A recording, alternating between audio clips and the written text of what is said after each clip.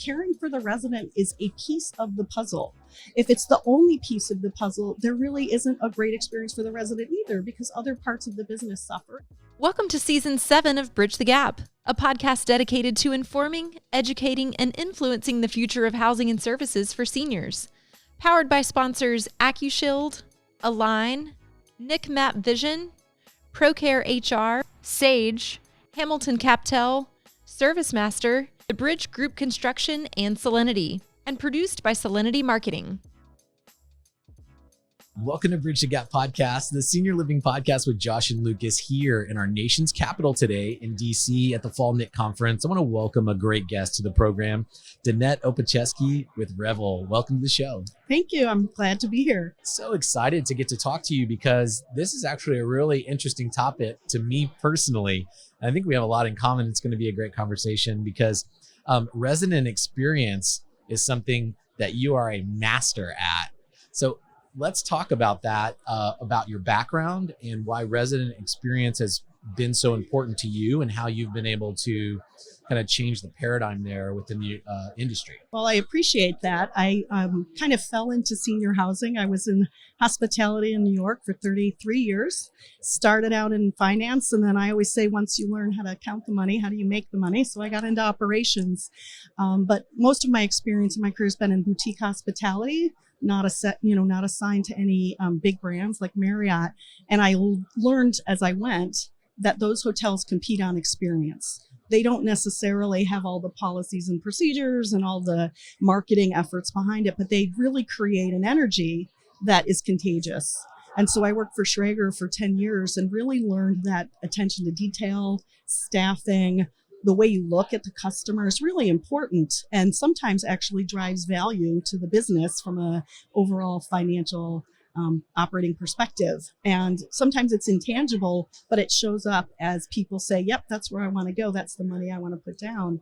And so for me, when I kind of got offered to come in to work in senior housing in the independent living space, I did a lot of studying, researching, talked to a lot of industry professionals to see how I could add value. Could I add value?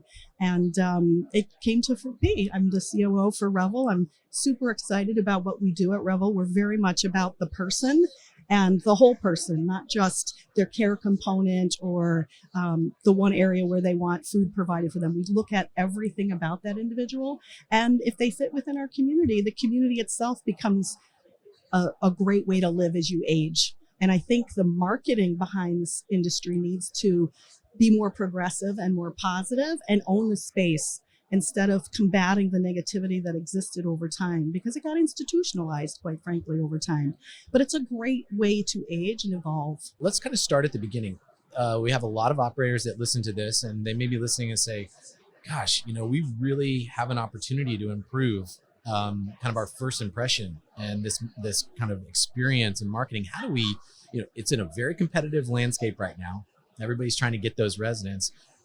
When an operator looks at their community, where's kind of the first place that they start? Kind of, if you could walk us through some of your principles and tips on how do we create that experience? I think first of all, you don't have to come from hospitality to have an attention to detail or an eye for the whole person.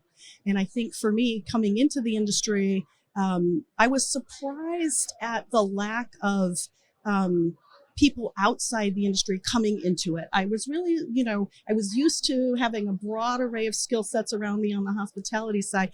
And here I was like, okay, how do I create a culture where people want to come from different industries and participate? Because I do feel like diversity is a big part of creating a great experience.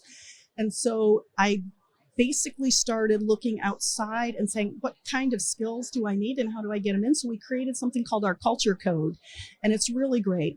Our mission is we call it create possibilities and inspire joy. And through that, we have 8 codes that we all live and work by. And that's the fundamental. When we recruit somebody, we ask them what they believe in, and does that tie into our culture code? Because we can train you, right? That's part of what I think is important. And so we started with that. And when I, in 2020, when I started, the first 2 executive directors that I got to hire, I went into hospitality and said, come try this. And, there was a little kind of back and forth on what does it mean for them and is it the right thing? But we now have an amazing group of executive directors. And in order for me to do that, I had to increase the salary to bring those professionals in. And that really helped, to be quite honest, because it created a career path for our team, and it gave people, and right now we have some executive directors who are from senior, we have some from multifamily, and we have some from hospitality. But the combination of the thought coming through that group is great, because we get to see all sides when we have a conversation about what's the right thing. And so for me, that was my first tackle, like getting in a great executive director and then building a team, letting them build a team around them. Really, that I always say, push the work down in the organization and empower that group. And so we're very much focused on empowering everybody. So our concierge, they were very much just sitting there greeting people and things. That job is completely different now. We put in something called the Resident Experience Program. We've hired a Resident Experience Director. They are far more than an activities director. They look at the resident experience from pre-prospecting through to when they leave us, whether they leave us or stay with us or whatever. We are about that whole thing. So now the concierge are part of our resident experience program. So they're very professional. They're learning and doing more in their job. I find that they always have time, like our overnight concierge. There's a lot of opportunity in that space to get some things done. And so we empower them to do some marketing for us on the overnight, or whatever it is that we can do to share the workload, because communities are small and there's a ton of work, right? But I always joke too, the business office director, we've also evolved that role, and we turned it from, just being the person that all the residents go to. I always say, the resident should run towards the resident experience department and away from the business office director. And so we've empowered our business office directors a lot more on the HR side, on the accounting side, really owning that whole business aspect. And that's helped as well, because it's changed the way the work flows through the organization. And so for me, that's been helpful in making sure the residents have the services they need. One thing that stood out to me is kind of this idea of this delegation and making sure that you're sharing the work. I get to interact with a lot of executive directors. My whole career, I've been fascinated with who in the world, how did God make a person that could be an executive director of a senior living community? It fascinates me. You have to be good at so many different things. How do you address hiring and cultivating a great executive director? What makes up a great executive director, in your opinion? One of the things that we did was we sort of redefined the role a little bit, took a book out of my leadership. I grew up, obviously learning hospitality from the ground up, and I became a general manager in New York. And, for me, there wasn't a lot of female general managers at the time. And what was important was that I had the empathy to have that great customer skill set, but also financially the discipline needed. Profit, for profit or not for profit, you need that discipline in how you're processing things in order to, satisfy your owners and investors. So that's kind of what I started with when I was looking at the executive director. Like, what's their leadership skill set like? Caring for the resident is a piece of the puzzle. If it's the only piece of the puzzle, there really isn't a great experience for the resident either, because other parts of the business suffer, and then that experience for them suffers. So we started with something called predictive index. Pretty early on, I said, okay, if I'm going to hire people who don't have the senior housing on their resume, how do I identify the skills and behaviors necessary? So with predictive index, we've kind of gone through that pace, and that really has helped identify people who've sort of fit the job profile as we describe it. Kind of, do you have a natural inclination for empathy or an attention to detail? If you have that, then okay, let's see if you fit into learning the job as you go. And so we've done that. And then through that process, we started to say, okay, how do I get an assistant executive director? How do I train somebody to become an executive director? And then we started a program called LIT, which is leadership and training. A lot of companies have it, but through the process, identifying those people, women, minorities, people who don't normally sometimes have a career path in front of them, but have the passion to want to do it, identifying them early on in their joining our company, and then saying, okay, here, let's work with you to get a path. So we've promoted several sales directors into AED roles. We have one now promoted into an ED role. Amazing women who really never saw themselves in that space. But once you unlock the door and say, it's not as hard as you think, because if you build the team around you that covers to your point, the skills you may not have, you're only as good as the people around you. So for me, it was like, don't be afraid, because you can have the capacity. If you're really good at finance, you can hire a really great marketer on your team or whatever. And so that's really helped us kind of unlock the fear that I think sometimes people have being moved into positions of authority and responsibility. Okay, Josh, quick break in the content here. You know, Accushield has been a fantastic partner of ours for many years and a great partner to the industry. Did you know that the visitor logins located at the front entrances of senior living communities could pose a privacy risk to residents? The primary concern regarding paper-based sign-in logbooks is not their presence, but rather the absence of oversight and control. In communities, it's possible for visitors to accidentally share confidential resident information. Hey operators, it's time to go digital with your sign-in process. Learn more about Accushield at accushield.com. Talk to us about the dynamics between obviously this amazing program and training that you have set up at the community level. But what I'm kind of reading between the lines is that you also have incredible corporate office backup. It seems like there's a really good relationship there that oftentimes can be a bit of a struggle. It's kind of like, oh, the corporate office wants us to do this. You know, you kind of get that mentality in some companies, not all, but how do you make that harmony? Part of the reason I took this role is the size of our portfolio. It's 13 communities. It's very manageable, and it allows me to have direct relationships with both the corporate team and the property teams. So I can get things done quicker than other people may be able to do it, or I can have feedback come back to me faster. And I think that's kind of important because we are trying some new things in the industry, and you need to have the capacity to have that foresight, right? I do feel like it can be difficult with corporate at times because they have a mission and they don't know sometimes how hard it is in the community when you have a meeting and you can't attend it because you have a challenge with a team member or a resident. And so we try to, like, again, leave room in the day for everybody to work together.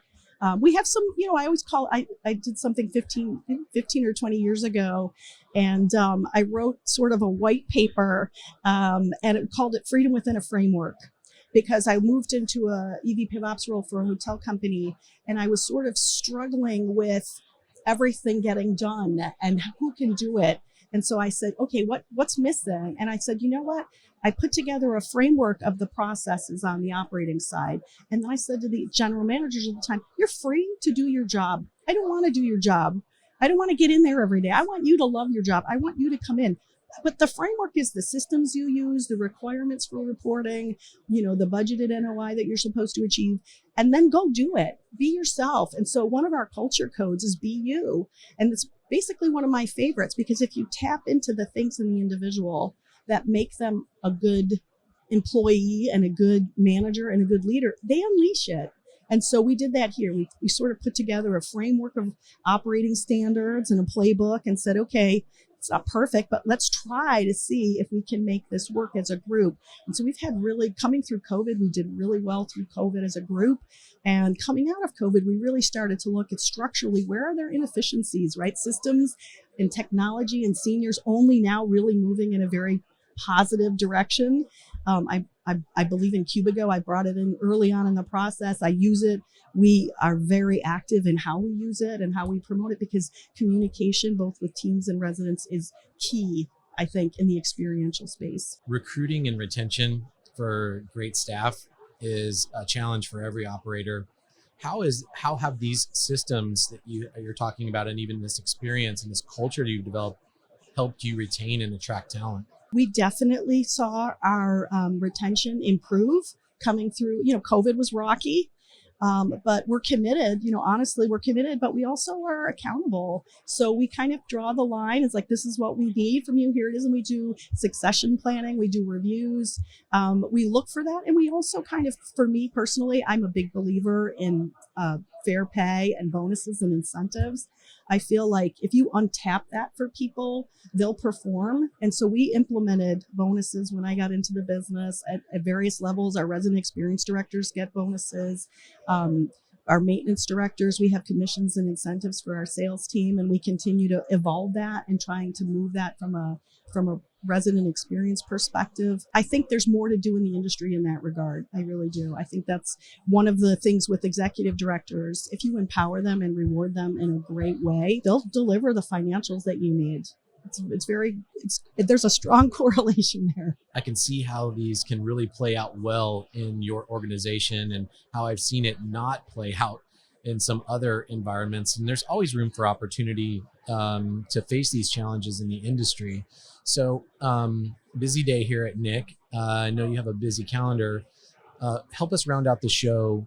What would be your kind of final thoughts? Our listeners are a very diverse group of people. Some are very small operators, maybe small to medium like yourself, and some are larger operators that think, gosh, I can't implement this. We have hundreds of communities. How do I even tackle helping make this experience great for not only our residents and our staff, but what are your kind of final thoughts to help people? I was thinking about that walking over here today. We have something called a lookbook, and our marketing team put it together, which, it's attention to detail. It's having one leader or two leaders in your community who really do have an attention to detail.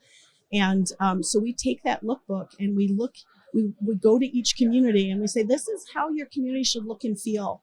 Your residents see this every day. So if you leave dirty glasses laying around in your lobby, or you have a bathroom that isn't cleaned regularly, or your housekeeping carts are just overflowing in a mess, everybody sees that. And that's not a good look for your team. And the residents feel it, believe it or not, over time. And so you can walk into a community, any kind of community, and see what's happening. And you can, I go in, there's very specific ways you can tell, is that a well-run property? And you don't have to look at the financials.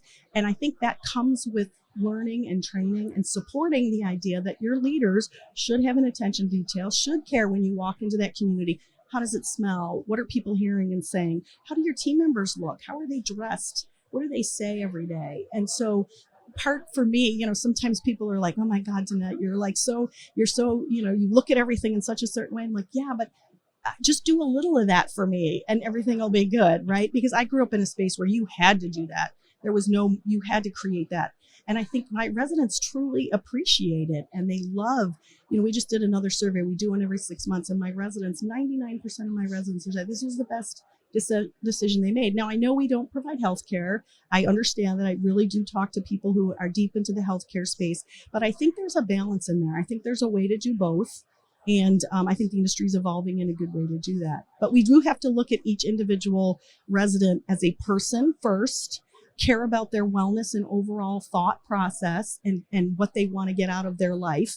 It may not be what you want to get out of their life, but that's what they want. And we have to respect that about them because they got to that age. They are who they are. They're going to stay that way. And so how do you build that bridge? How do you offer them educational opportunities, food maybe they've never eaten before, experiences that they never thought they could do? One of my last stories is we have a woman who was in one of our communities. She was the first African-American Olympic fencer. I can't remember the date of the Olympics, but she came into our community and she was amazing. And we said, what do you want to do that you've never done before? And what do you think that could be? And she's like, I've always wanted to paint, but I'm not very good at it. She is an amazing artist. It just took her a minute to tap into the creativity and the strength that she got out of fencing. And I just say there's a million stories out there like that, but the marketplace in the U.S. doesn't really expose that, right? When you look at the marketing behind senior, historically, it's always been through a third-party referral at a time when you were forced to move into a community versus let's just enjoy life as we age and be our best self. And I think that's what we're trying to do at Revel, is just create that safe space.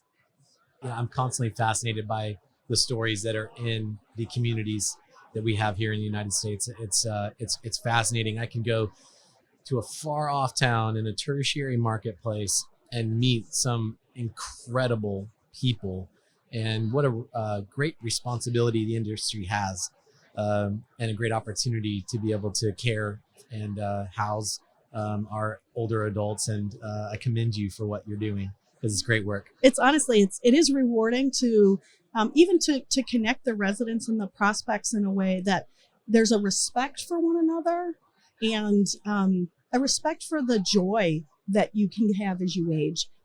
There's real joy out there that I think we have to continue to tap into.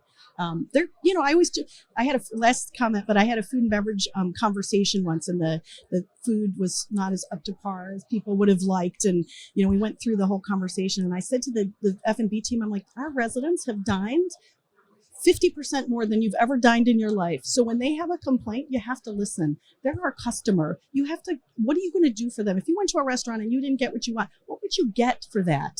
It's not I'm sorry, we'll do better next time kind of thing. And so we've really put in place something I called service recovery, which is they're still our customer. Every day we have to be in service to them in a way that they feel treated with respect like a consumer, because that's what they are in any setting. And so that's kind of a new mindset shift, I think, that's happening as well. I'm fascinated with the complexities of senior housing. I don't know how y'all do it. I'm fascinated by it, and I'm so glad that you do. Danette, thanks for spending time with us today on Bridge the Gap. I really appreciate it. Thanks for having me. I enjoyed it. And to our listeners, we want to engage with you into this content. I know that you're leaning in and thinking, gosh, we could really improve some things, or maybe you have some comments to say, here's what we're doing well. This really resonates with me. Go to btgvoice.com, download this content and so much more. And we'd love to see you on LinkedIn and like and comment on this program. And thanks for listening to another great episode of Bridge the Gap. Thanks for listening to Bridge the Gap podcast with Josh and Lucas. Connect with the BTG Network team and use your voice to influence the industry by connecting with us at btgvoice.com.